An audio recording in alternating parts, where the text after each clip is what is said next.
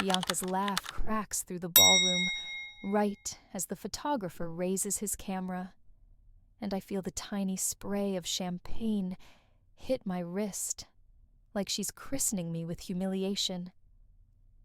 "She cleans toilets," she says to her friends, loud enough for the table beside us to glance over. Like, for a living. Proper toilets. Public ones. Her friends explode, heels tapping, bracelets clinking, one of them wheezing into her napkin like it's the funniest thing she's heard all year. Bianca turns her head slightly, so her good side faces the room. Like this is her moment too. Like my job is just a prop she can hold up to make herself look shinier. I don't even have time to decide whether to swallow it or snap back, because the stage lights flare and the MC's voice booms, and your 2025 Growth Business of the Year. The whole room leans in. Cutlery pauses. The screen behind him flashes the finalist logos. Goes to Clean House Group. My company's name lands like a physical hit. The camera swings toward our table automatically. I see the lens find me. I see Bianca's smile freeze mid-cruel. The MC keeps going, cheerful, unaware he's detonating my family. Founded from nothing, now valued at over $4 million, with contracts across 3 states. Please welcome our CEO, Layla Hamadi. For half a second, it's like the air changes density. Bianca's friends stop laughing so abruptly. One of them makes this choking hiccup sound. Bianca's hand tightens around her flute so hard her knuckles go white. I stand up on instinct, because training kicks in, because my body knows how to walk into lights even when my heart is trying to claw out of my throat. And Bianca grabs my elbow under the table, nails digging in. "Don't," she hisses, eyes wide, voice suddenly thin. "Layla, don't go up there. Please." Like she's protecting me. Like she didn't just use me as a punchline. The applause swells anyway, a wave that pushes me forward. Someone behind me whistles. A man at another table nods at me like we've always been equals. My team, 2 tables over, are already on their feet, grinning, clapping so hard their hands go red. I can see my operations manager, Tash, mouthing, "Yes," like she's watching a grand final. Bianca stays seated. Her friends don't know what to do with their faces. One of them lifts her phone, and I can tell she's recording. Not for me, because she thinks this is going to be delicious. I take 1 step away from Bianca's grip, and she whispers, frantic now, "Just say thank you, and sit back down, okay? Don't talk about the company. Don't make it weird." I look at her hand on my arm, and it's like my skin suddenly remembers every time she's touched me in public, pulling me back, guiding me like I'm a child, steering me away from conversations where I might look competent. I peel her fingers off gently, because we're in a ballroom full of strangers, and I refuse to give her a scene she can spin. Then I walk to the stage. The mic is warm when I wrap my hand around it. The lights bleach the room into silhouettes. I can't see everyone clearly, but I can see my sister's table, because her dress is bright, and her posture is rigid, like she's bracing for impact.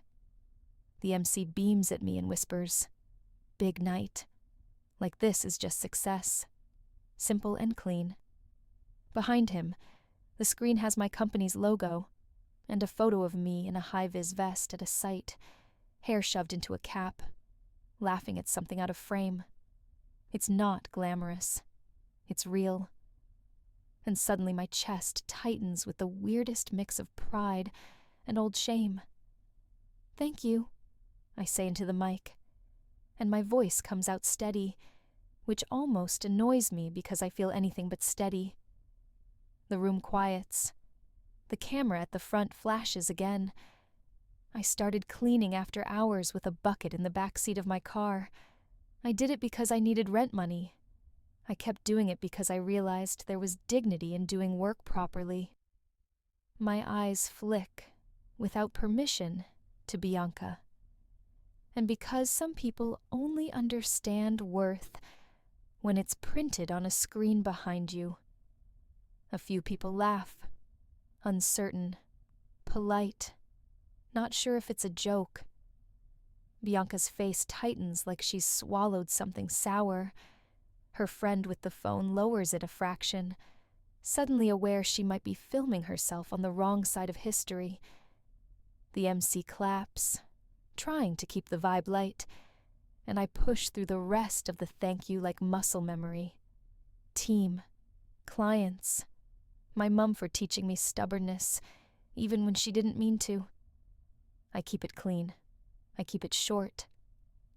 I walk off stage to shaking hands and congratulations, and the kind of smiles people save for someone they think might be useful later. And the second my feet hit the floor again, the real chaos starts. My assistant, Rena, materializes at the edge of the stage steps, like she's been waiting to grab me before gravity does. Her eyes are wide, phone in hand, thumb moving so fast it looks like she's playing a game. "Layla," she whispers, breathless, "you're trending." I blink at her because my brain is still full of stage lights. She shoves the screen toward me.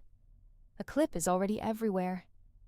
Bianca, 10 seconds earlier, laughing and saying, "She cleans toilets."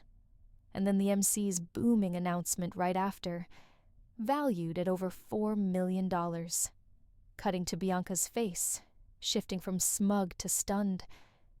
Someone has captioned it, "Toilet Cleaner CEO," and it's already got 1 million views and climbing. The room around me turns into noise. People are whispering. Phones are out. I can hear the words viral and awkward and "did you see her face?" ricocheting between tables. Bianca's friends are huddled together, screens glowing under the tablecloth, eyes darting to me like they're watching a live animal they didn't expect to be dangerous. Bianca stands up too fast, chair scraping loud, and storms toward me with a smile pasted on so tight it looks painful. "There you are," she says brightly, grabbing my hands like we're close, like she's always been proud. She leans in, teeth still smiling, and hisses through them, "What did you say up there? People are filming me. Fix it." Her nails dig into my knuckles. "Tell them it was a joke."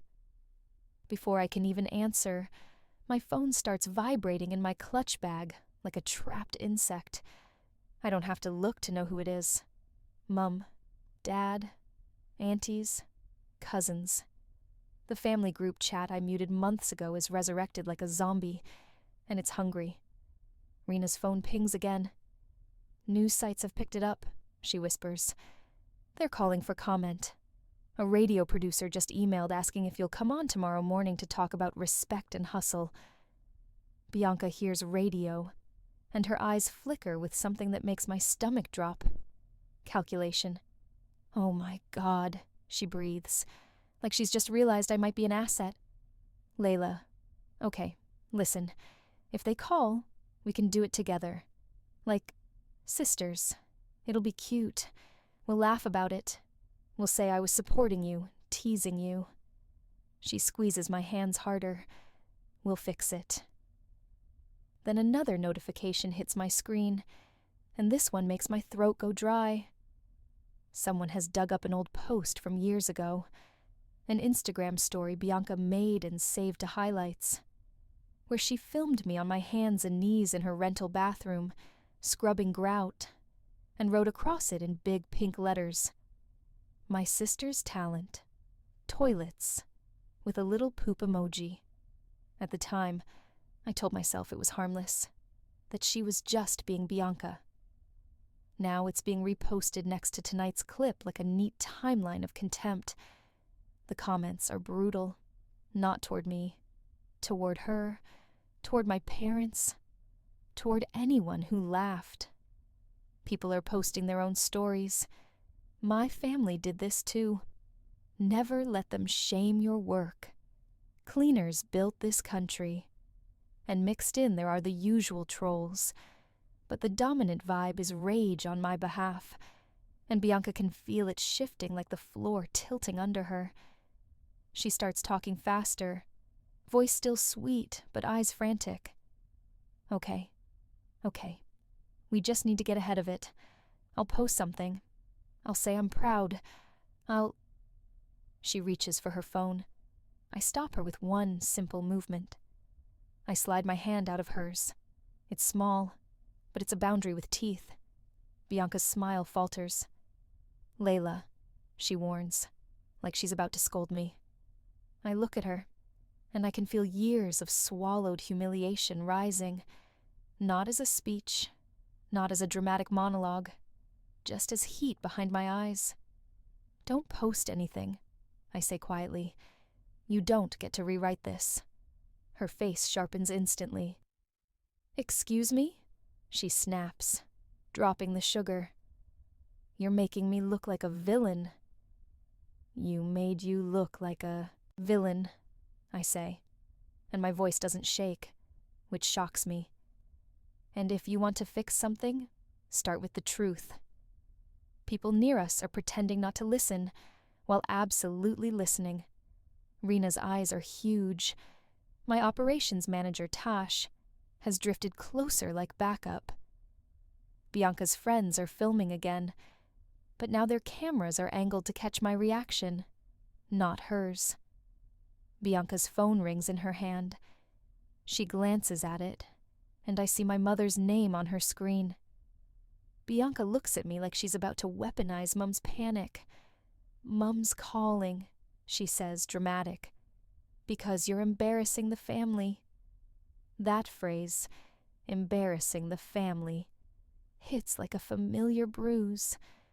I do the bold move right there, in the middle of a ballroom full of executives and strangers and cameras.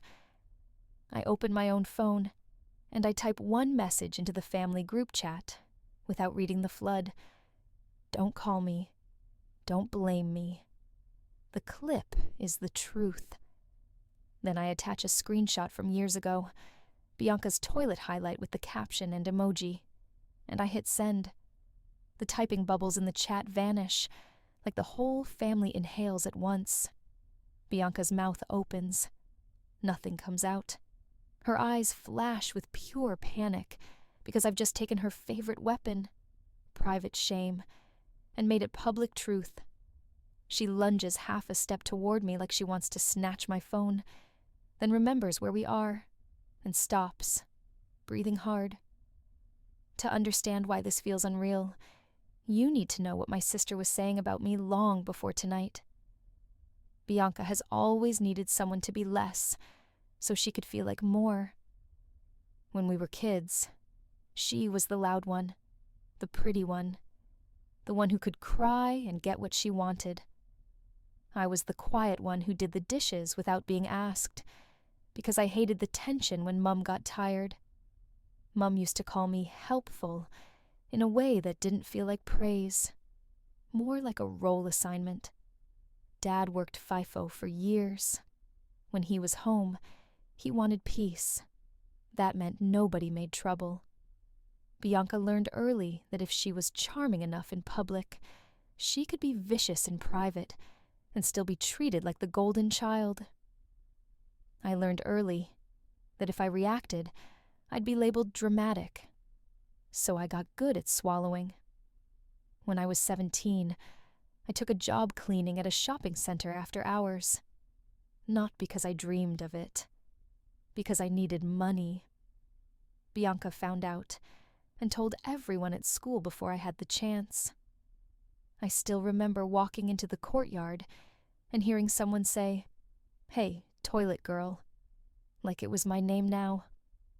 Bianca stood with her friends, laughing, pretending it wasn't her doing. When I confronted her later, she shrugged. "It's just a job. she said. "Don't be so sensitive." Then she added, like a punchline, "At least you're good at wiping things." Mum told me to ignore it. Dad said, "Work is work." But he didn't say it like he was proud. He said it like he wanted the conversation to end. Bianca kept doing it, because no one stopped her. After school, Bianca floated into office jobs and boyfriends who paid for brunch. She loved posting her life. Cocktails, new nails, self-care captions, while I worked nights and studied during the day. I did a diploma in business because I couldn't afford uni, and I kept cleaning because it paid immediately.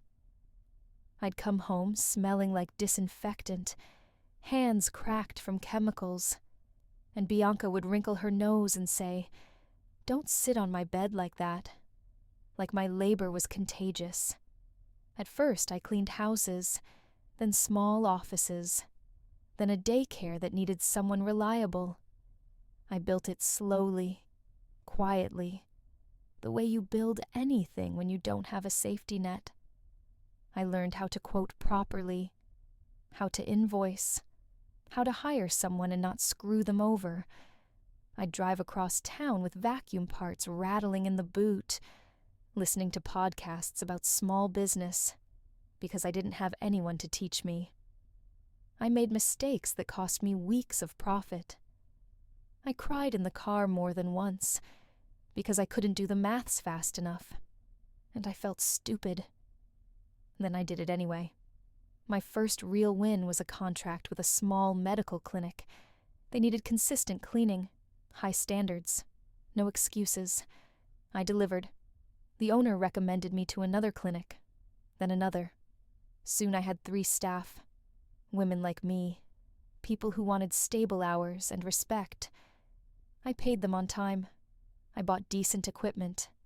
I didn't cut corners, even when it meant I took home less. It wasn't glamorous. It was relentless. Bianca barely noticed until it started looking like I was doing well. That's when she switched from mocking to claiming. "My sister runs a cleaning thing," she'd tell people. Casual, as if it was cute. "It's not like huge, but it's something." At family dinners, she'd say, "Layla could never do a real corporate job. She's too practical." And everyone would laugh because Bianca said it with a smile. My parents loved Bianca's jokes because they made the table feel light. They didn't love my silence because silence makes people uncomfortable. So they'd prod me. "Come on, Layla," Mum would say. "Don't take it so seriously." Dad would say, "She's only teasing." And Bianca would smirk because the whole room was her audience.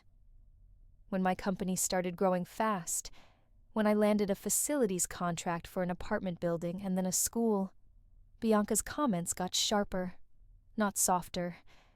She'd ask, in that fake sweet tone, "So like, do you actually make money? Or do you still scrub toilets yourself? Or have you finally upgraded?" She loved the word scrub, loved it like it had flavor. The night that broke something in me happened at Bianca's birthday dinner 2 years ago. She invited her friends and her boyfriend's family. I came straight from a shift because one of my supervisors had called in sick. I was tired, hair in a bun, hands still smelling faintly like bleach no matter how much I'd washed them. Bianca introduced me to her boyfriend's mum and said, laughing, "This is my sister. She cleans toilets for a living. Like actual toilets. She's obsessed with germs." The boyfriend's mum did this polite smile, like she didn't know where to put her face. Bianca's friends laughed. Bianca looked pleased. I stood there with my gift bag in my hand and felt my ears burn so hot I thought they might split. And the worst part? Mum laughed too. Not cruelly, nervously, but still. Dad looked at his plate like it suddenly needed studying. That night, I went home and sat on my kitchen floor in the dark, still in my work clothes, and I told myself something I'd never said out loud before. Bianca doesn't love me. She loves having me beneath her. I didn't cut her off then. I didn't have a dramatic moment. I just pulled back. I stopped explaining my work. I stopped sharing wins. I stopped offering her freebies. Because yes, I'd been doing that. Cleaning her rentals, her move-out inspections, her please help me, I'm stressed emergencies. I did it because I wanted her to see me as more than a joke. She saw it as proof I belonged in that role. Then 6 months ago, Clean House won a major contract. Multi-site, government adjacent. The kind of deal that changes your life if you don't mess it up. We had to scale quickly. Hire more staff. Buy vehicles. Formalize operations. We brought in advisors. We got an external valuation because it mattered for the tender. That's where the 4 million figure came from. Conservative, boring, based on revenue and contracts and systems, not hype. I didn't tell my family the number. I didn't want the energy shift. I'd seen it before, the way people get sticky when they smell success. I just said, "Work is busy." Mum would complain I was never around. Dad would say, "Don't forget where you came from." Bianca would roll her eyes and say, "She's too good for us now." All while still calling me when she needed something cleaned. 2 weeks ago, Bianca called me with her sweet voice. "Layla," she said, "I have a favor, just a small one." She wanted my team to do her engagement party venue, free, because she wanted it perfect. She said it like she was asking me to bring a plate. When I hesitated, she laughed and said, "Come on, it's your thing. It'll be easy for you." Like my company was a hobby she could borrow. I told her no. Not rude, just no. She went quiet, then said, "Wow, okay. I guess money changed you." I almost laughed. Money didn't change me. It just showed me who she was. Tonight was her revenge for that no. I see it clearly now. She brought her friends to the awards. She positioned me at the table. She waited for the right moment to say it loud enough to sting. She wanted to remind me of my place. And then, my name went up on a screen behind a microphone, and the room applauded the thing she thinks is shameful. Back in the present, the fallout spreads exactly the way you'd expect when a family has been living on unspoken hierarchies for years. My phone doesn't stop ringing after I leave the ballroom. I step into the hallway outside the event space, and where the carpet smells like stale perfume and spilled beer. Rena follows like a shadow, still clutching her laptop bag. Tash comes too, face tight with protective anger. "Do you want me to say something?" she asks. "Because I will." "No," I say. "Not yet." A journalist I recognize, business section, not gossip, appears near the doors like she's been waiting. "Layla," she says, polite but hungry. "Can we get a quick comment about the clip?" I keep walking. She matches my pace. "People are resonating with your story." "My story," I repeat, and the words taste bitter. It's my work. It's not a story. My mom finally texts instead of calling. "Call me right now. Your father is furious." Then another, "You made your sister look awful." Then, "Delete that screenshot from the group chat." I don't reply. My hands are steady now, which scares me more than shaking, because steady means I've crossed a line internally. Bianca appears in the hallway too, heels clicking fast, eyes glossy. She's holding her phone like it's burning her. "Layla," she says, voice wobbling, and for a split second she looks like she might cry. Real tears. not performance. Then she spots Tash and stiffens, embarrassed to be seen vulnerable in front of my staff. "You didn't have to do that," she says, sharper. "You humiliated me." I turn to her. The event noise muffles behind the doors. The hallway is suddenly quiet enough that every word feels loud. "You called me a toilet cleaner like it's an insult," I say, "in a room full of people. Again." "It was a joke," she says instantly, like a script. You're so intense." "No," I say, and I hear how flat my voice is. "It wasn't a joke. It was you trying to keep me small." Bianca's lips part, then press together. She looks at me like she's searching for the version of me who would laugh and move on.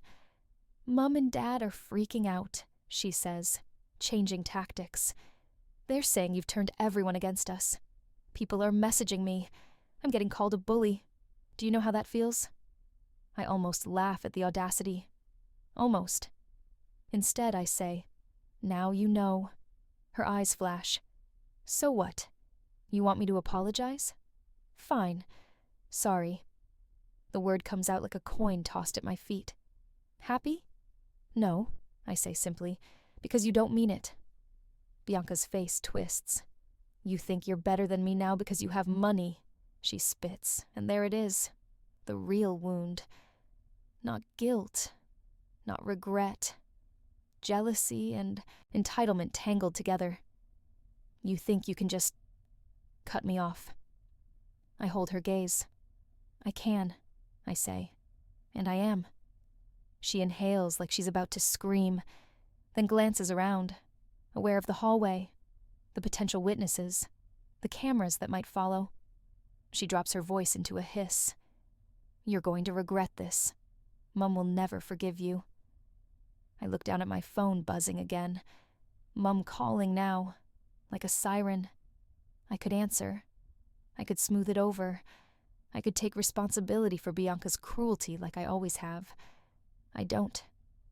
I let the call ring out, staring at Bianca the whole time. When it stops, I type one message to my parents. One, because they deserve clarity, not negotiation. I'm not discussing this. Bianca chose to humiliate me publicly. I'm choosing distance. Don't call my staff. Don't contact my company. Then I block the family group chat entirely. Not out of spite, out of self-preservation. Bianca sees the movement of my thumbs, and her face drains. "Did you just—" she starts. "Yes," I say. She looks like she might actually cry now, but it's mixed with rage, and I don't trust it. "You're unbelievable," she whispers. "After everything." "Everything?" Tash repeats, unable to help herself. "What exactly did you do for her, Bianca, besides laugh at her?" Bianca's head snaps toward Tash. "This is family," she snaps. "Stay out of it." Tash steps forward, calm but deadly. "Family doesn't humiliate someone's work," she says. "And if you ever talk about my CEO like that again, you'll be hearing from our lawyers." Bianca flinches at the word lawyers, like it's obscene. She stares at me, breathing fast, and then she does the one thing she always does when she's losing. She turns it into a performance. She wipes at her eyes, lifts her chin, and says loud enough for anyone nearby to hear, "I hope you're happy. You've changed. You're cruel." Then she walks away, shoulders stiff, phone clutched like a weapon. The next 24 hours are a blur of noise and consequences. The clip spreads across morning shows. Someone writes an opinion piece about class shame. My inbox fills with messages from strangers thanking me for standing up, which makes me feel weird because I didn't stand up in a heroic way. I stood up because I was cornered.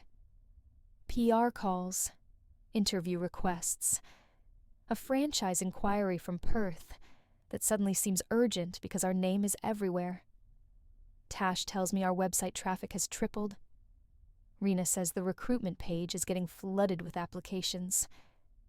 And my family. My family tries to climb onto my back like a ladder. Mum leaves voicemails that start angry and end crying. Dad texts, "You've brought shame on this family like he's the one who scrubbed toilets at midnight." My aunt messages, "Maybe Bianca went too far, but you didn't have to expose her as if exposure is worse than harm." Cousins, who used to ignore my existence, suddenly write, "So proud of you," with heart emojis. Bianca posts a story on Instagram the next day, a selfie with puffy eyes, captioned, "Some people forget where they came from." Comments are split. Some defend her, most don't. Someone replies with the clip. Someone replies with her old toilet highlight. Bianca deletes and reposts and deletes again. She's spiraling publicly, and she hates that she can't control the narrative anymore. I stay quiet until my lawyer texts one sentence, "Do you want to issue a statement?" Not because we're being sued, because we're not, but because the company is now tangled in my personal mess whether I like it or not. So I write one post. One. No dramatic essay. No revenge. Just the truth I wish someone had told me when I was 17, and being called toilet girl, like it was a curse. Cleaning is work. Work deserves respect. If you've ever used someone's job to make them feel small, fix that in yourself. I post it. Then I turn my phone off for an hour and sit in my office with the lights low, palms pressed against my eyes, breathing like I'm trying to convince my body we're not in danger anymore. When I turn my phone back on, there's one message that punches through everything else. It's from Bianca. Not a call, not a voice note, a text. "Can we talk? Just us." I stare at it for a long time.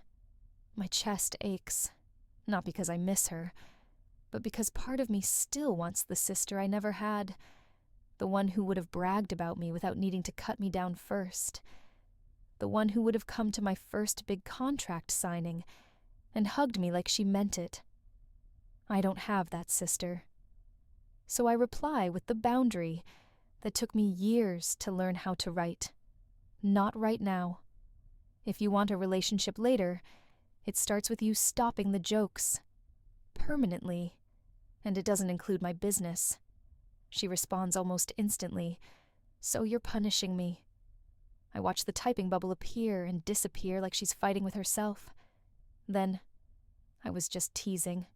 Everyone teases." There it is. The minimization. The refusal to own it. I don't argue. I don't explain. I don't get dragged back into the loop. I send one last message. Clean. Final. Not cruel. Just real. You don't get access to me if you can't respect me. Then I mute her thread. That night, I drive home past one of our client sites. A big office building with lights still on in a few windows. And I pull over for a second just to look at it. It's not sentimental. It's grounding. I think about my staff clocking in, about the people who trust my company to pay them, about the work that still needs to get done tomorrow, no matter what TikTok thinks. I think about 17-year-old me, scrubbing a mall bathroom and hiding my hands in my sleeves so no one would see the cracked skin. My phone lights up again with Mum calling. I don't answer. I let it ring until it stops. Then I do the quiet victory thing that nobody online will ever see. I open our payroll system and approve the Christmas bonus batch early. Not because I'm trying to be inspirational, because the people who built this with me deserve to feel seen, and I'm done letting shame steer my choices. I put my phone face down on the passenger seat, start the car, and drive home in the dark, with the kind of silence that finally feels like mine.